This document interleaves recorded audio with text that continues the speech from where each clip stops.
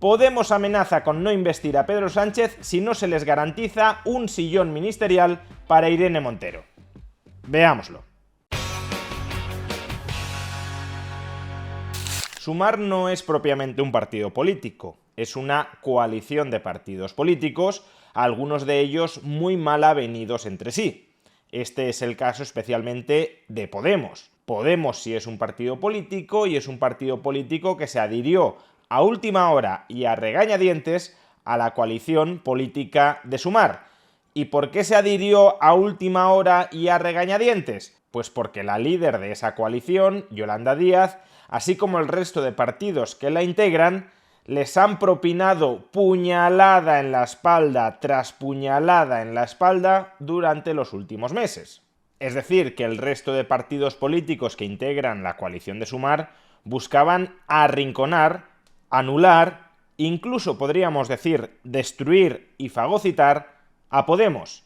Y eso desde Podemos lo sabían perfectamente, pero la alternativa a adherirse a la coalición de Sumar era ir en solitario, dividir el voto de la izquierda, y si la izquierda no obtenía mayoría para revalidar el gobierno, soportar que todos acusaran a Podemos de haber concurrido en solitario, dividiendo el voto de la izquierda y por tanto encaramando al poder a PP y a Vox, es decir, a lo que ellos llaman la ultraderecha. Por eso Podemos se tragó toda la retahíla de traiciones, de descalificaciones, de discriminaciones e incluso de humillaciones perpetradas por sus socios de coalición. La última de estas humillaciones claramente fue vetar a determinados miembros destacados de Podemos, como Pablo Echenique, como Rafael Mayoral y sobre todo como Irene Montero, de las listas al Congreso en las elecciones del 23 de julio. Pero se tragó todas esas traiciones, descalificaciones, discriminaciones y humillaciones porque o pasaban por el aro o se los podría terminar acusando de que por su culpa gobernaba la ultraderecha. Finalmente, PP y Vox no obtuvieron mayoría suficiente en el Congreso en las elecciones del 23 de julio, de tal manera que el gobierno de coalición de izquierdas PSOE-Sumar tiene opciones de repetir en esta legislatura. Pero para que Sánchez salga nuevamente investido presidente del gobierno y por tanto pueda conformar gobierno, es necesario que todos los diputados de Sumar voten a favor de Sánchez. Y dentro de Sumar hay 5 diputados de Podemos que acaban de condicionar el voto favorable a Sánchez a que cumpla una serie de condiciones. La primera de las cuales es que Irene Montero siga siendo ministra de Igualdad. Pensamos que es imprescindible que Irene Montero y su equipo sigan al frente del Ministerio de Igualdad y lo propongo formalmente. Y con esta condición van a quedar absolutamente todos retratados. De entrada, quien sin duda queda retratado es el propio Podemos. Podemos se integró en la coalición de Sumar no de buena fe, sino esperando el momento adecuado para traicionar a la coalición de Sumar, que previamente, ya lo hemos dicho, había traicionado, mentido, engañado, vituperado a Podemos, buscando traicionar a la coalición de Sumar de la que forman parte para obtener ventajas que no son ventajas para la coalición de Sumar, sino para su partido político y más en concreto para determinadas personas de ese partido político, como Irene Montero. Y en segundo lugar, Podemos nos aseguraba que se integró en la coalición de Sumar por responsabilidad social, para no dividir el voto de la izquierda, posibilitando que gobernara la ultraderecha. ¿Pero qué sucede con estas condiciones? Que si nos las creemos, si nos creemos de verdad que si Sánchez no cumple con estas condiciones, que si Sánchez no mantiene como ministra de Igualdad a Irene Montero, los 5 diputados de Podemos votarán en contra de Pedro Sánchez, entonces, ¿qué nos quiere decir Podemos?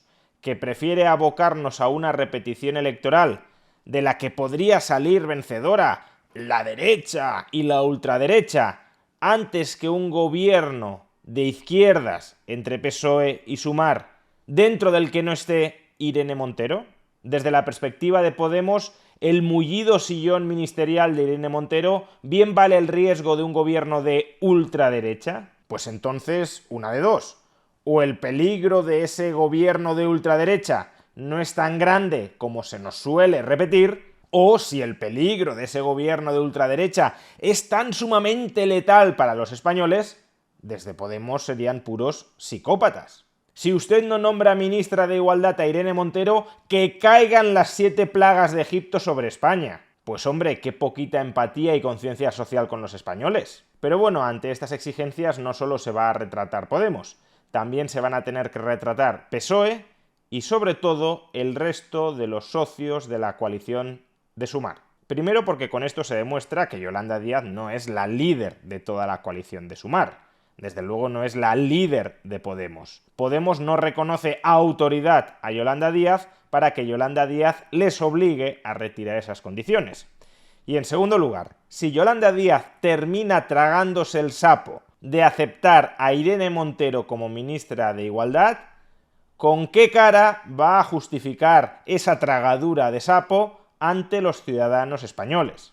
Si Yolanda Díaz vetó a Irene Montero de las listas al Congreso, fue porque consideraba que no era una adecuada candidata para representar a los españoles. Por tanto, una persona a la que tú no consideras apta para representar a los españoles, ¿va a ser una persona que tú aceptes como ministra? Su ineptitud como legisladora se torna en óptima aptitud como ejecutora. O más bien lo que está sucediendo aquí es que se está destapando el teatrillo que supone la política. Se nos dice, se nos repite continuamente que los políticos se sacrifican a sí mismos buscando el interés general, el bien común, que anteponen lo colectivo a lo individual, a su interés particular. Pero lo que estamos viendo aquí es que la política es, ante todo, una lucha descarnada por el poder. Yolanda Díaz vetó en primer lugar a Irene Montero para decapitar políticamente la influencia que pudiese tener sobre Sumar Pablo Iglesias. Porque fue Pablo Iglesias quien escogió a Yolanda Díaz como líder de la coalición de partidos a la izquierda del PSOE. Y por tanto, para que su padre político no le haga sombra en el ejercicio de su nuevo liderazgo, Yolanda Díaz sí o sí tenía que matar a ese padre político.